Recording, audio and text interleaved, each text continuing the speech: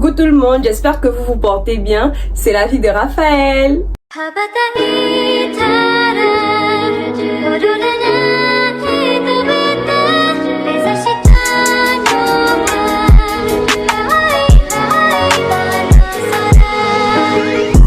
Alors aujourd'hui, on se retrouve pour une story time, comme vous l'avez vu dans le titre de la vidéo. Je ne sais pas par où commencer, mais je vais essayer de trouver un début pour ça, ok? Comme vous le savez, j'étais au Rwanda il y a quelques mois pour une année de langue. Alors, ça s'est vraiment bien passé. Et comme chaque année, en fait, quand je reviens sur Libreville, je m'évertue soit à faire un stage ou à faire un petit commerce. Je pense les années précédentes, je vendais des produits capillaires, etc. Et il y a quelques années aussi, j'ai fait des stages dans un cabinet d'huissier et un cabinet d'avocat parce que j'ai suivi une formation en droit des affaires et gouvernance d'entreprise. Alors, cette année, quand je suis rentrée là, avec ma mère, en fait, on essayait de voir un peu ce que je pouvais faire, pardon. Et en fait, je lui ai dit que là, j'ai envie de faire un stage rémunéré. Parce que les stages que j'ai eu à faire précédemment n'étaient pas du tout rémunérés. C'était juste pour avoir une expérience professionnelle. Alors, je lui ai fait comprendre que là, franchement, j'avais besoin d'argent. J'ai des besoins, en fait. Je dois faire mes ongles, je dois faire mes tresses, je dois sortir avec mes amis, etc. M'amuser un peu quand nous sommes en vacances quand même, vous voyez. Et franchement, j'aime vraiment avoir une indépendance financière vis-à-vis de mes parents. Donc pour moi, c'était quand même important de me faire de l'argent par moi-même. Alors, j'ai passé pratiquement, disons, 2 mois à la maison, en fait, sans réellement faire quoi que ce soit. Je sortais avec mes amis, vraiment, je profitais réellement de mes vacances, etc. Alors disons au début du mois de septembre, ma maman a finalement trouvé quelque chose. Alors elle a contacté une personne qu'elle connaissait qui a travaillé avec elle dans la société dans laquelle elle se trouve, vu que cette personne en question n'y travaille plus, elle est dans une nouvelle société. C'est justement cette personne-là vers qui elle s'est tournée et cette personne en fait lui a proposé de me trouver un stage en tant qu'agent commercial. De base, je me disais que j'allais faire le stage dans l'entreprise, peut-être au service juridique. C'est ce que je me disais. Alors, un de ces 4 matins-là, maman nous dit à ma petite sœur et moi, préparez vos CV. Le lendemain, nous allons nous rendre dans une société dans laquelle vous allez passer des entretiens. Et après, si vous êtes retenu, tant mieux. Et puis, vous allez travailler là-bas pendant quelques temps, histoire de vous faire un peu d'argent. Bon, nous deux, on était hyper motivés parce qu'on s'est dit quand même, on va se faire de l'argent, pourquoi pas, etc. On s'est bien apprêté. Le lendemain, on s'est levé et tout. Maman nous est arrivé vers 6 heures. Comme ça, 5 heures même du matin, parce que notre petit frère aussi il part à l'école, donc lui il se lève vraiment tôt, genre 4 heures il est debout. Du coup nous aussi on a dû se lever hyper tôt, on s'est apprêté, chemise, pantalon, sac à main, etc. Bien, j'avais plaqué mes cheveux, j'ai bien plaqué mes cheveux derrière les oreilles pour bien montrer mes oreilles et dire que j'écoute très bien tout ce qu'on me dit, que je suis une femme attentive, que je suis là pour apprendre en fait. J'étais un peu stressée parce que, bon, je vais pas vous cacher, c'était la première fois que je passais un entretien d'embauche. Pour moi, c'était vraiment la première fois. Les entretiens, enfin, les stages que j'ai eu à faire, j'ai pas réellement passé d'entretien. On est accueilli en fait par le vigile de la société. Il nous fait comprendre que on doit patienter un moment. Et avant d'aller sur les lieux, maman nous avait donné le contact d'une personne sur place qui devait nous recevoir justement pour l'entretien. Le monsieur qui se charge de l'entretien. Le monsieur, en fait, qui se charge du service dans lequel on était censé travailler. Ce monsieur, on va l'appeler David. Ok?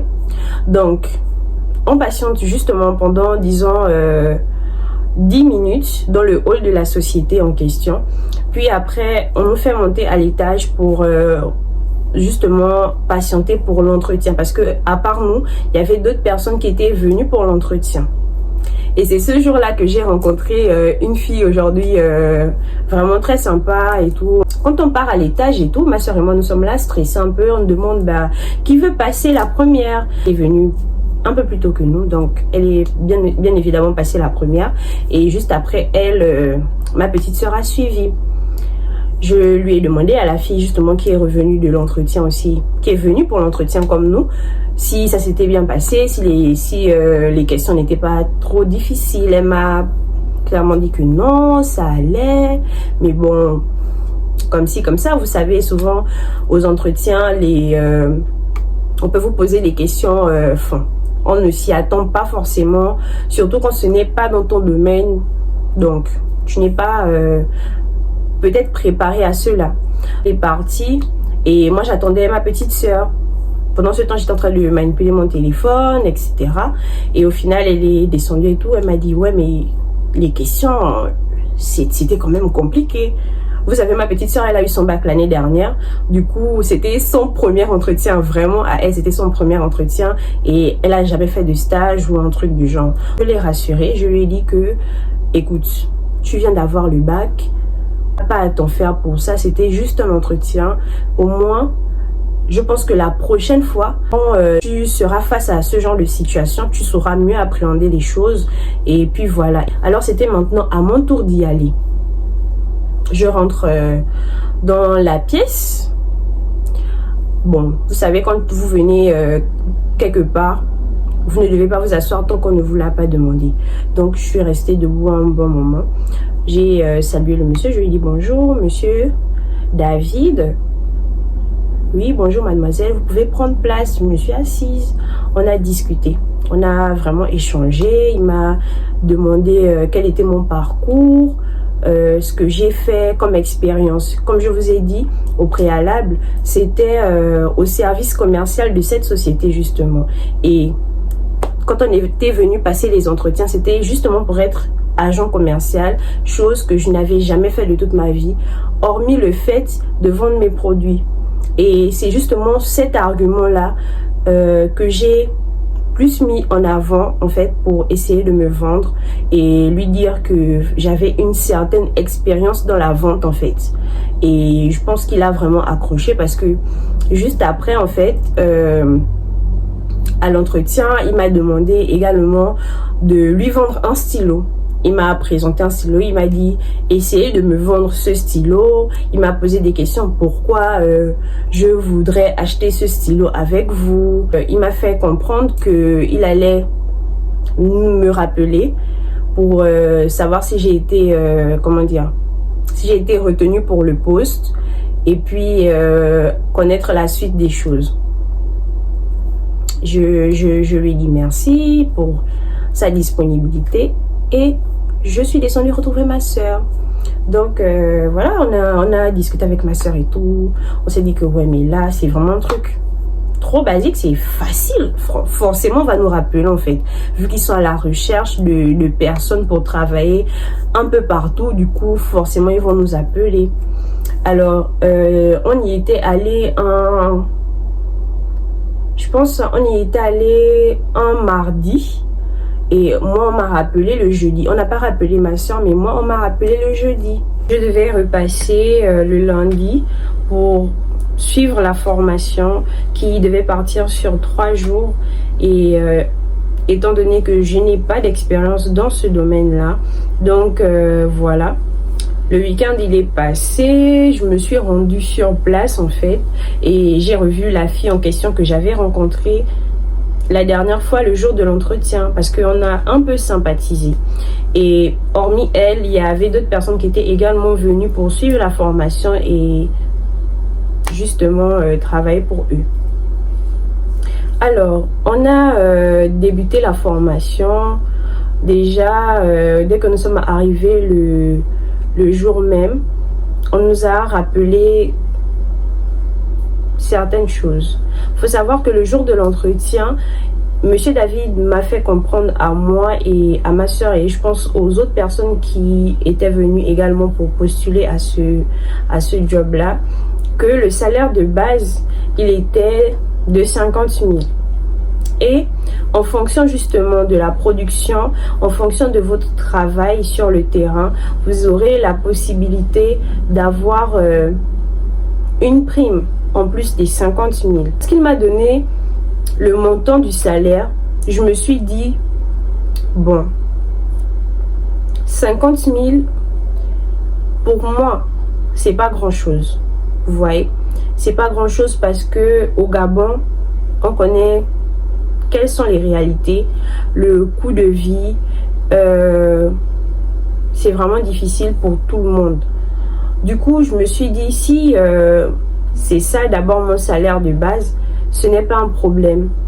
Je vais tout faire pour essayer de bien travailler et avoir en fait, essayer d'obtenir la prime en question. Et le jour de la formation, franchement, tout se passait bien. On nous a un peu expliqué ce qu'on devait faire parce que cette société en question a mis en place un nouveau produit en collaboration avec une autre société. Et justement, on devait vendre ce produit-là, faire adhérer des personnes à leur démarche et tout, faire signer des contrats, etc. Après, il nous a fait comprendre que nous allions être déportés en fait dans des agences qui n'étaient pas loin de chez nous. Du coup, je me suis dit que c'était un plus en fait. Donc, je n'ai pas pu assister aux formations parce que la formation, elle a duré sur 2 jours au final. Et moi, j'ai assisté à la formation durant un seul jour. L'autre jour, je pense, j'avais un autre entretien. J'ai été affectée dans une agence là dans mon quartier au marché de lui et c'était facile pour moi parce que je suis vraiment à quelques mètres, je peux marcher, je peux également prendre le taxi le taxi c'est peut-être 100 francs, 200 hein, si je veux y aller rapidement. Il m'a demandé de me rendre à l'agence et tout, qu'il allait m'y retrouver et qu'on allait me présenter aux personnes qui gèrent l'agence et aux autres qui y travaillent. J'ai commencé à travailler le lendemain.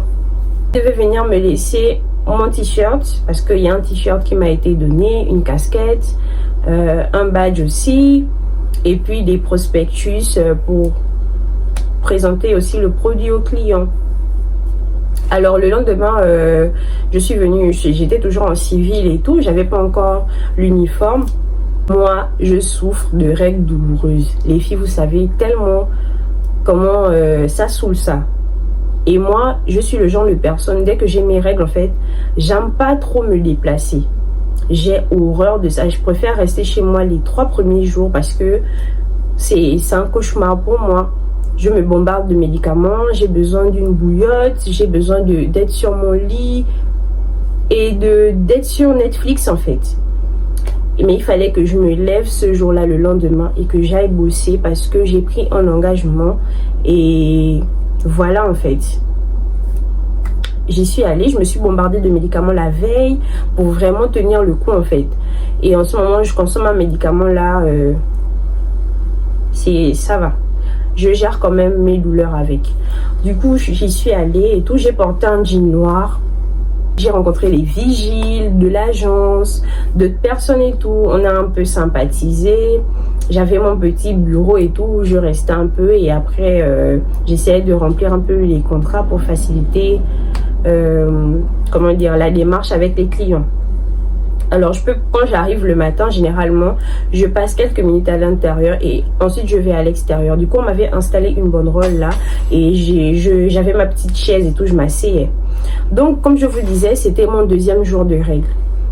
Alors j'étais juste assise là, après j'abordais aussi les clients, je leur présentais le produit. À chaque fois qu'ils se présentaient à l'agence, je leur présentais le produit.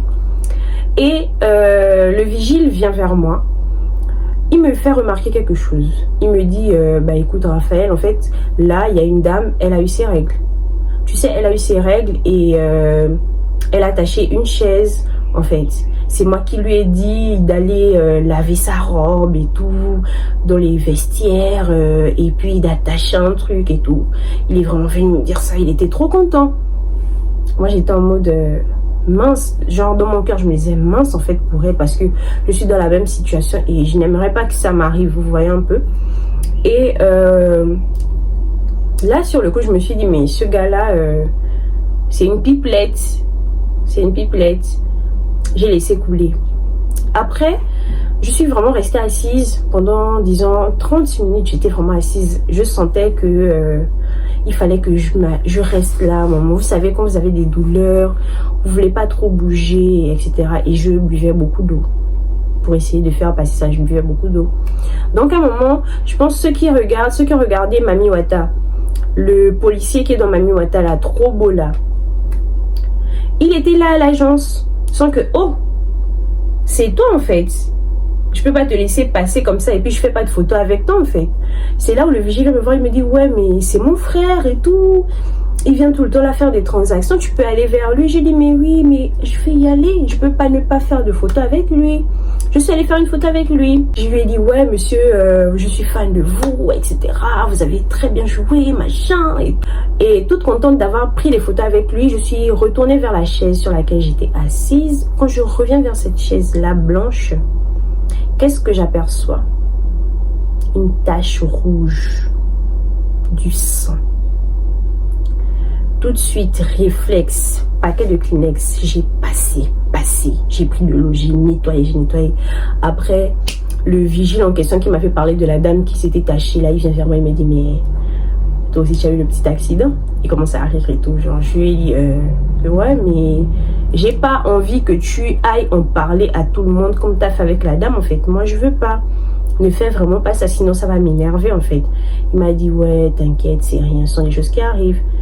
Mais j'ai senti dans le temps de savoir que si il a pu raconter ce qui est arrivé à cette dame, c'est que moi aussi il devait faire la même chose.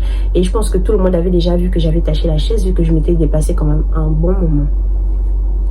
Alors vu que je reste pas loin de l'agence, j'ai décidé de rapidement me déplacer chez moi, venir me changer, etc.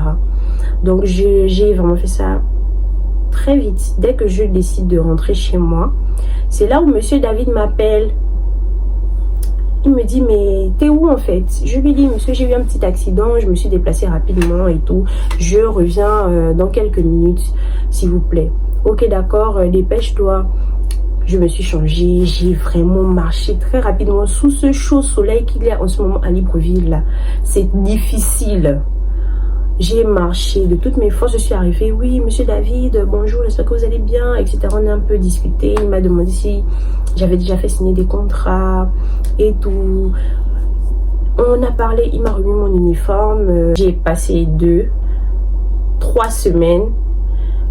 J'allais vers les clients, discuter avec eux. Ils étaient tellement réticents, vraiment réticents. À un moment donné, j'ai eu la flemme d'aller parler avec eux parce que j'en avais marre. Et dites-vous que entre les personnes qui venaient à l'agence, si c'était pas des papas, des gens qui me draguaient, qui voulaient mon numéro, qui voulaient m'inviter au resto, qui voulaient ceci, qui voulaient cela, j'en avais plus que là en fait. On me drague. Je me suis dit, bon, qu'est-ce que je dois faire en fait? Je suis fatiguée, je me lève tous les jours. Je viens à ce boulot-là, les gens, il y a certaines personnes, il y a certains clients qui sont désagréables. J'allais vraiment vers ces clients-là avec mon plus beau sourire. J'étais vraiment la plus douce possible. J'essayais de comprendre leurs préoccupations, d'essayer de les rassurer par rapport aux produits. Mais ils étaient vraiment réticents et au bout d'un moment, j'en ai eu jusque-là. Et j'avais plus réellement envie de bosser. Du coup, ce que je faisais, c'était que, comme je vous ai dit, je passais quelques minutes à l'intérieur dans le bureau qui m'a été attribué et ensuite, j'allais à l'extérieur. Après un moment donné, j'ai passé le plus clair de mon temps à l'intérieur. Et ce que je faisais, c'était que j'aidais le caissier de la banque. Ce monsieur, franchement, trop gentil. Trop gentil. Je sais pas, c'était comme une petite formation, on va dire, sans en être une. J'essaie d'apprendre le métier de caissier de banque. Vous voyez, il y a vraiment des trucs que j'ai appris avec lui et s'il y a moyen même, je peux même retourner dans cette agence-là pour travailler. Je suis sûre qu'ils vont m'accueillir à bras ouverts tellement je pense que j'ai été assez polie avec eux. J'ai fait de mon mieux là-bas. On va reparler du vigile en question qui m'avait parlé de la dame qui s'est tachée. Depuis un moment, vous savez, moi, je suis une personne assez observatrice. Lui, j'avais déjà un peu cerné son comportement. C'est un homme qui parle beaucoup. Et il faut savoir que moi, je suis une personne, j'ai horreur des hommes qui parlent beaucoup. Alors, si je constate que tu es vraiment une pipelette et tout, je vais essayer de mettre une barrière entre nous. Vraiment, pour que tu sentes que cette fille, en fait, elle ne veut pas me parler.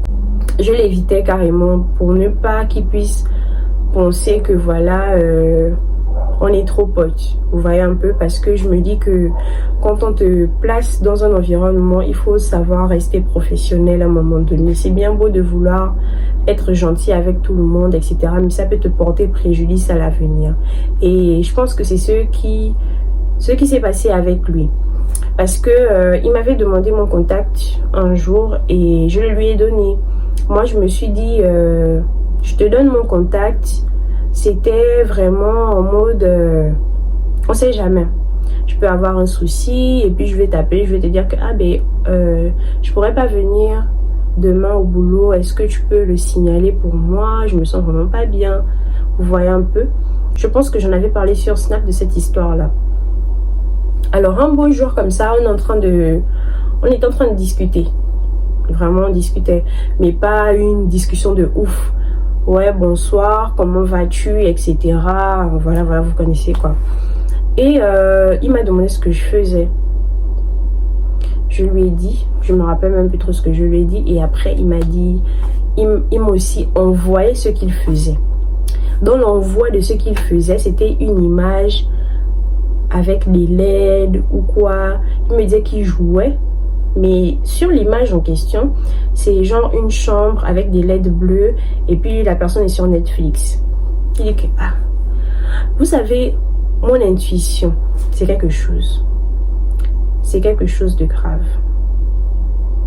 J'ai pris cette photo-là, je me suis dit, Raphaël, va un peu mettre l'image sur Pinterest pour voir. Parce que juste avant, on discutait avec lui, j'avais regardé un épisode de Catfish sur TikTok et par rapport à son comportement et au fait que les gens lui disent tout le temps non, toi tu aimes mentir, je me suis dit que peut-être qu'il est en train de se foutre de moi en fait. J'ai pris l'image, je suis allée balancer sur Pinterest et devinez quoi? L'image était bel et bien sur Pinterest en fait. Juste que lui, ce qu'il a fait, c'est que il a mis, vous voyez sur WhatsApp, en fait, il y a moyen de mettre l'heure là, la petite horloge et tout là. Lui, il a mis ça sur la photo, en mode c'est là maintenant qu'il vient de prendre la photo de sa chambre, etc. Mais quand je regarde ce Pinterest, il y a l'image, mais sans l'horloge en question. Je me dis que toi là, toi en fait, tu me prends pour n'importe quoi.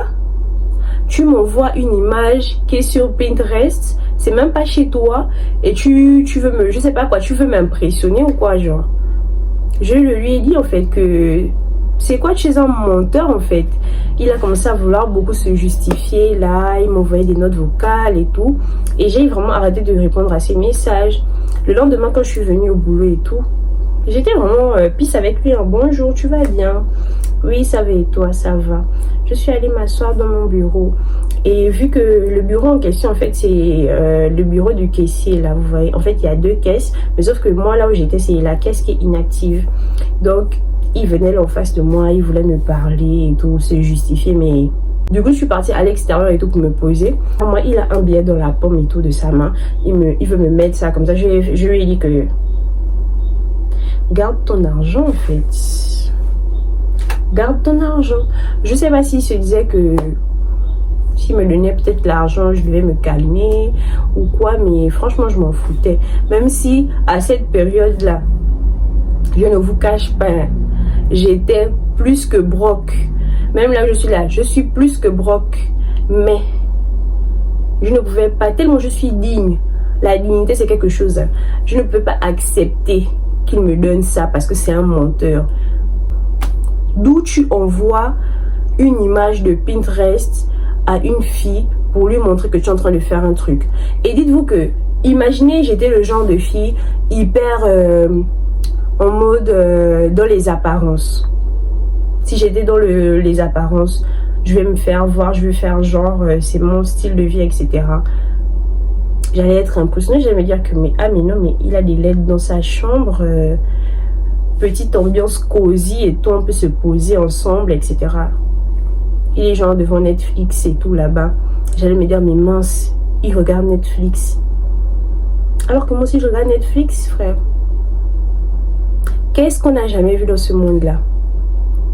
Arrêtez en fait de vouloir nous impressionner. On n'en a rien à faire. On n'en a rien à faire de tout ça.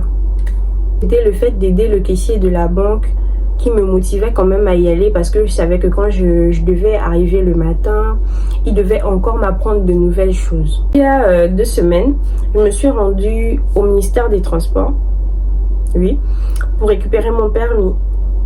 Donc j'ai demandé une permission et tout pour faire un aller-retour et revenir rapidement parce que Monsieur David m'avait appelé au préalable pour me dire qu'il allait passer et qu'il voulait me voir. Et moi, en fait, j'avoue que j'avais déjà compté les jours. Je sens que, attends, on est déjà le 15 là. Normalement, je dois déjà être payée. Ça fait déjà 1 mois que je suis sur place. Et franchement, j'ai trop hâte d'avoir mon salaire. Donc, je suis partie et tout. J'ai récupéré mon permis. Je suis revenue. Donc, quelques minutes après mon arrivée, c'est là où il a apparu aussi. Il m'a dit, ouais, j'ai un truc pour toi, etc. Donc, il me tend le papier. Il me dit, il faut que tu encaisses ton chèque et tout. Il faut que, voilà, que je signe, en fait, sur la copie. Bon, j'ai pris le document, comme ça. J'ai pris le document, je le regarde. Je vois en fait, un nombre, là. Je me dis, non, c'est sûrement le numéro du chèque. C'est sûrement le numéro du chèque. Ok? Je me trompe. C'est sûrement le numéro du chèque. Je signe quand même. Je lui ai dit merci. Je n'avais pas encore réalisé en fait ce qui se passait. Je rentre dans la banque et tout. Je vais voir le caissier. Pour que je puisse encaisser mon salaire et tout. Je lui dis, mais monsieur, est-ce que vous pouvez jeter un œil sur le chèque qui m'a été remis? J'ai l'impression que j'ai mal lu. J'ai l'impression que j'ai mal lu. Est-ce que ça, c'est le numéro du chèque? Est-ce que c'est réellement mon salaire, ça? Il prend le chèque et tout. Il lit. Il commence à rire. Il me dit, mais oui, en fait, c'est ça ton salaire. Et demandez-moi, c'est combien? 8 950 francs CFA. My God. En fait, dès que j'ai vu ça, en fait, je me disais que j'avais lu 89 950. Je me suis dit que c'était ce que j'avais lu. Ou c'était 89 500. Que j'avais mal lu. Je vous promets, je pensais que j'avais mal lu. Genre, tout de suite là, j'ai eu je sais pas, j'ai eu une montée d'adrénaline. J'ai eu mal à la tête. J'ai eu mal derrière la nuque. Je vous jure que j'ai carrément mal là derrière la tête, tellement ce que je vais vous dire. C'était tellement grave. Juste avant d'encaisser le chèque, je l'ai filmé. Je vais vous mettre la photo. J'ai filmé le chèque, j'ai envoyé ça à ma mère et tout. Après, je l'ai appelé, je dis, mais maman, en fait, on m'a payé à 8 950. J'ai passé tout le mois ici, on m'a payé à 8 950. Elle a seulement crié, quoi? Attends, je te rappelle. Genre, elle a direct coupé. J'ai eu quand même la bonne idée d'encaisser ce chèque là parce que je me suis dit, ça c'est mon premier salaire, je vais pas cracher dessus. Dieu sait pourquoi il a permis que je puisse avoir les 8 950 là. Alors j'ai encaissé mon chèque et tout, j'ai pris mes 8 950 bien et tout, tous les billets craquants que j'avais de 500, 1000 francs, les pièces et tout. Je suis arrivée, j'ai juste discuté avec le caissier et tout. Je lui ai dit que je vais plus revenir. Je ne vais plus revenir ici parce que pour quelqu'un qui a travaillé pendant tout un mois, pour quelqu'un qui s'est levé chaque matin entre ce que je mange ici Et si par exemple j'habitais dans la zone du 3 quartiers et non dans lui, comment ils allaient faire? Parce que ça n'équivaut même pas au taxi d'une personne. 8 950, alors qu'ils ont parlé d'un salaire de base de 50 000 francs CFA. Et je me retrouve avec 8 950. Et je voudrais aussi signaler que j'ai fait signer 8 contrats et le quota pour avoir les primes, c'est 35 contrats, vous voyez. Le salaire de base, c'est 50 000. Est-ce que ça veut dire que ça varie en fonction de votre production? Est-ce que ce n'est pas la prime que tu auras en plus qui varie en fonction de ta production? Parce que c'est ainsi que moi j'ai eu à comprendre ça. Et vous ne pouvez pas dire que vous donnez un salaire de base de 50 000 et avec des primes en fonction de la production. Alors donc je me suis dit que j'ai eu les 8 950 là simplement parce que j'ai fait signer 8 contrats en un mois. Ils savent pertinemment que les contrats que j'ai eu à faire signer là, j'ai pas envie de m'étaler sur les montants qui seront prélevés ou je sais pas trop, mais les montants qui sont sur les contrats en question ne font même pas la moitié du salaire que j'ai eu à recevoir, ni le quart en fait. C'est un manque de professionnalisme. Et quand je vais quand je vais discuter avec d'autres personnes et leur faire comprendre la chose, ils vont me dire que c'est le Gabon. Ils vont me dire que c'est le Gabon. Mais si vous voulez que les gens puissent être motivés à travailler pour vous, en fait, traitez bien les gens. Parce que moi, je considère cela comme un manque de respect. Je vous dis que pendant tout le mois, j'ai consommé une bouteille d'eau, une petite bouteille d'eau Hansa par jour. Et la bouteille d'eau Hansa, la petite bouteille d'eau Hansa, elle est à 500 francs. Du coup, si on fait 500 francs multiplié par 30, ça fait combien? Par exemple, ça fait combien? Hormis la petite bouteille d'eau Hansa que j'ai consommée pendant les 30 jours, plus ce que j'ai eu à manger sur place, entre les sandwichs, les plats, même si certains plats m'ont été offerts, mais d'autres plats que j'ai achetés par moi-même, etc. Ça fait combien? Ça ne vaut même pas les 8 950 que ces personnes-là ont eu à me donner comme salaire. Alors merci à tous d'avoir regardé ma vidéo. N'oubliez pas de laisser un like et de commenter si jamais vous avez apprécié la vidéo. Partagez-la et on se retrouve une prochaine fois. Bisous.